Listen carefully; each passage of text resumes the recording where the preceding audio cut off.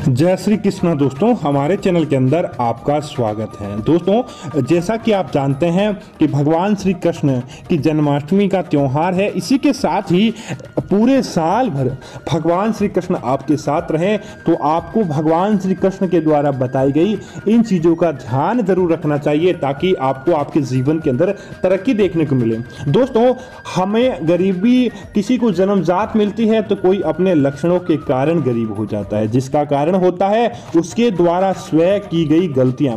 उन गलतियों की वजह से उसको पछताना भी पड़ता है और साथ ही साथ उस व्यक्ति को गरीब भी बनना पड़ता है। क्योंकि दोस्तों, व्यक्ति अपनी किस्मत का निर्माता खुद होता है। उसे किसी अन्य को दोष नहीं देना चाहिए कि उसकी किस्मत कैसी होगी। दोस्तों, तो हम आपको एक किस्सा बताते हैं कि जब समुद्र मंथन हुआ था और समुद्र मंथन के समय उस समय लक्ष्मी प्रकट हुई थी। तभी से लक्ष्मी का स्वभाव चंचल माना जाता है, क्योंकि जल से उत्पन्न माता लक्ष्मी हुई थी। और लक्ष्मी को चंचल इसीलिए माना जाता है कि लक्ष्मी कभी भी एक जगह पर नहीं ठहरती है। लक्ष्मी को ठहरने के लिए कई प्रकार के उपाय करवाए जाते हैं ताकि वह आपके घर के अंदर रहे और आपके घर के अंदर बरकत बनाए। लेकिन चंचल स्वभाव की होने के कारण माता लक्ष्मी की पूजा करना थोड़ा कठिन है, तो उनको घर के अंदर रोकना भी कठिन है। लेकिन जिस घर के अंदर माता लक्ष्मी रहती है वह घर खुश रहता है और उस घर के अंदर कभी भी कोई कमी नहीं आती। ऐसा साक्षात माता लक्ष्मी का वरदान है। तो प्रभु श्री कान्हा भी कहते हैं कि आपको कुछ चीजों का अपने घर के अंदर ध्यान जरूर रखना चाहिए ताकि आपकी वह गलतियां आपको कभी भी निर्धन नहीं बनाएं। तो सबसे पहला कि आप अपने घर के अंदर, जैसे गांव के अंदर रहते हैं तो पहला आपके लिए, अगर आप गांवों के अंदर रहते हैं तो ध्यान रहे कभी भी पानी से चूल्हे को नहीं बुझाएं। अगर आप पानी से चूल्हे को बुझाते हैं तो साक्षात आप विष्णुदेव आप अग्निदेव का अपमान कर रहे हैं और अपने घर के अंदर निर्धनता को आमंत्रित कर रहे हैं। इस बात को आपको जरूर ध्यान रखना चाहिए। प्रभु श्री कृष्ण कहते हैं जिस घर के अंदर, क्योंकि दोस्तों सबसे पहला तो सात्विकता व्यक्ति की महत्वपूर्ण होती है। जहां पर सात्विकता होती है वहां पर सकारात्मकता होती है, वहां पर अपने आप ही देवी देवताओं का निवास होता है। इसलिए आपको सात्विकता बनाए रखनी जरूरी है। इसीलिए श्री कृष्ण कहते हैं जिस घर के अंदर सदैव एक प्रकार की बदबू आती रहती हो, जिस घर के अंदर अलग ही महक आती हो, बाहर से आपको नहीं लगता हो लेकिन बाहर से आने वाला हर व्यक्ति कहता है कि इसके अंदर किसी प्रकार की बदबू है, तो ध्यान रहे ऐसी जगह पर सिर्फ और सिर्फ नकारात्मकता रहती है, बुरी शक्तियां रहती है।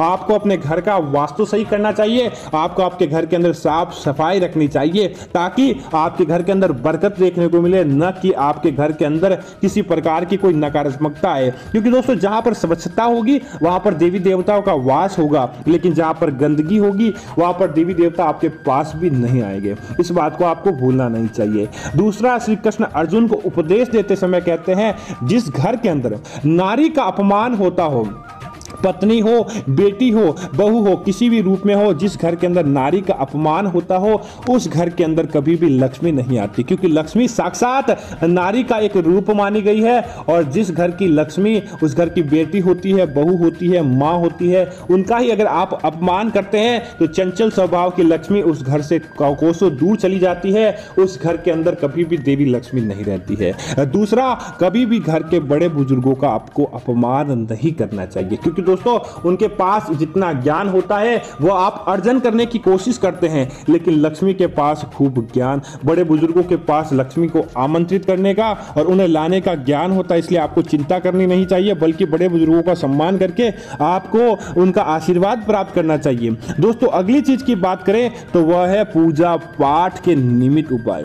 दोस्तों, पूजा पाठ तो हर कोई करता है, लेकिन जिस घर के अंदर पूजा पाठ से जुड़ी व्यक्ति गलतियां कर देता है, जैसे कि सबसे बड़ी गलती कि पूजा पाठ करता है, उनके जो दीपक जलाता है उन दीपक को धोते ही नहीं है और दीपक के अंदर बाती के ऊपर बाती रखते हुए पूजा करते जाते हैं। तो दोस्तों सावधान हो जाइए, क्योंकि अगर आप ऐसा कार्य कर रहे हैं जिस बर्तन, जूठे बर्तन के अंदर सुबह आप धोकर शाम को उसको नहीं खाते हैं, सुबह भी धोते हैं शाम को धोते हैं, तो आपको ऐसे जूठे बर्तनों के अंदर देवी देवताओं की आप पूजा कैसे कर सकते हैं। इस बात का आपको जरूर ध्यान रखना चाहिए। देवताओं के बर्तन आपको साफ रखना चाहिए, देवताओं की प्रतिमा का आपको ख्याल रखना चाहिए। घर के अंदर किसी प्रकार की कोई खंडित प्रतिमा होती है तो तुरंत उसे विसर्जित करना चाहिए ताकि आपका कार्य सही गति से हो और आपको आपके कार्यों के अंदर अच्छे परिणाम देखने को मिले। दोस्तों एक बात और है कि बिना मन के, जब आपका मन नहीं हो तब बिना मन के पूजा नहीं करनी चाहिए। अगर आप पूजा करते समय उबासी लेते हैं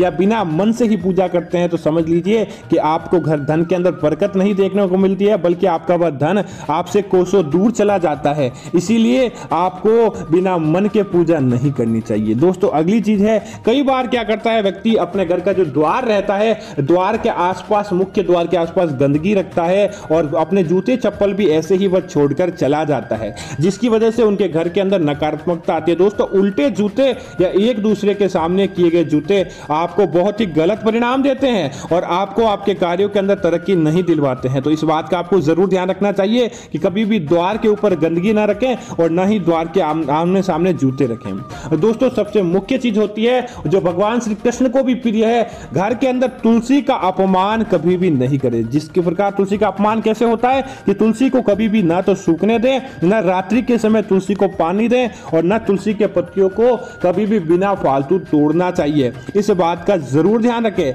नहीं तो आपके घर के अंदर सकारात्मक शक्ति प्रवेश नहीं करती है।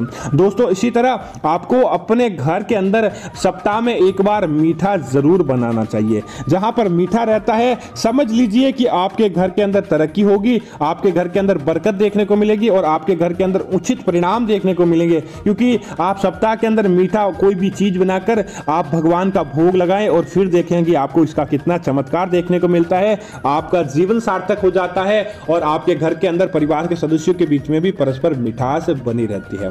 अब दोस्तों एक गलती और है, कई लोग करते हैं और अचानक करते हैं या फिर जानबूझकर करते हैं, आपको भूलकर भी नहीं करना चाहिए। दोस्तों कभी भी देवताओं के मंदिर के अंदर आप जाएं तब चमड़े की वस्तु को पहनकर आपको नहीं जाना चाहिए। विशेष तौर से देवी आदि शक्ति के मंदिर और हनुमान जी के मंदिर आपको कभी भी भूल कर भी जूते चप्पल या फिर चमड़े की चीजें पहनकर प्रवेश नहीं करना चाहिए। क्योंकि दोस्तों इन्होंने आदि शक्तियां ग्रहण की, इन्होंने ब्रह्मचर्य का पालन किया है और साथ ही साथ इन्होंने कई प्रकार के ओजस्वी गुण धारण किए। इनके यहाँ चमड़े को नहीं लाया जाता है। तो आप ध्यान रखें कि अगर आप चमड़े की चीजें पहनकर इनके मंदिर के अंदर, इनके प्रांगण के अंदर प्रवेश करते हैं या अपने घर के अंदर ही पूजा करते हैं तो वो पूजा आपकी नरक की भांति हो जाती है। उस पूजा का आपको उचित परिणाम देखने को नहीं मिलता। तो आपको इस बात का जरूर ध्यान रखना चाहिए। दोस्तों अगली चीज है, आप कभी भी बिना फालतू झूठ बोलकर या चोरी करके धन नहीं कमाएं।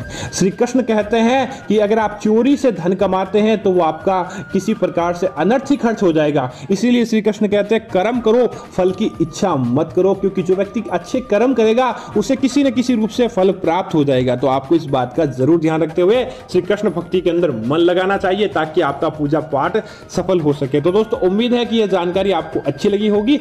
ऐसी अन्य जानकारियां देखने के लिए आप हमारे चैनल को सब्सक्राइब करें और साथ ही साथ वीडियो को लाइक और शेयर जरूर करें ताकि ऐसी जानकारी आपको मिलती रहे। कमेंट के अंदर जय श्री कृष्णा जरूर लिखें, जिस कान्हा जी के दरबार के अंदर आपकी हाजिरी लग जाए। जय श्री कृष्णा मित्रों, धन्यवाद मित्रों।